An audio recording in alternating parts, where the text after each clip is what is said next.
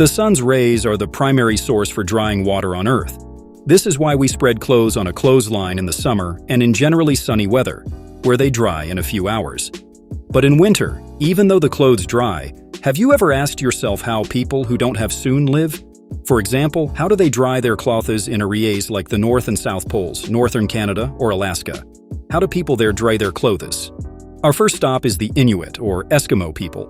They've devised ingenious methods to dry their clothes without relying on sunlight. Traditionally, they dry their laundry inside their homes or huts near a cozy fire.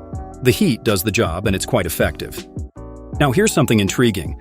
In extremely cold regions, they've come up with a method that doesn't rely on heat, but on cold itself.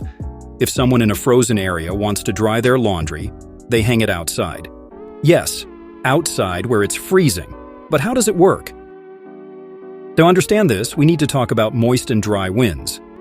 Moist wind contains a high level of water vapor, whereas dry wind has a low water vapor content. When the wind is dry, it can extract water particles from any object around it. In polar regions, the wind is very dry, often drier than in desert areas.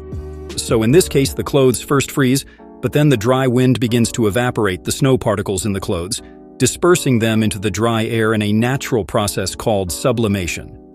So the laundry doesn't dry immediately, but over time, due to the dry winds, water particles in the clothes evaporate naturally. This process is called sublimation. It's like magic happening in the freezing cold, though it does take longer than using heat. In conclusion, most of the time, these drying methods work like a charm. But there are days when the air is just too moist, making it incredibly challenging to dry laundry outside. In such cases, locals in polar regions often turn to electric dryers if they have access to electricity. In places without power, the community might share a facility equipped with washers and dryers. And that's a wrap for today's video. If you have any questions or topics you'd like us to cover, please drop them in the comments below. Remember, most of our content is based on your requests. Thanks for watching.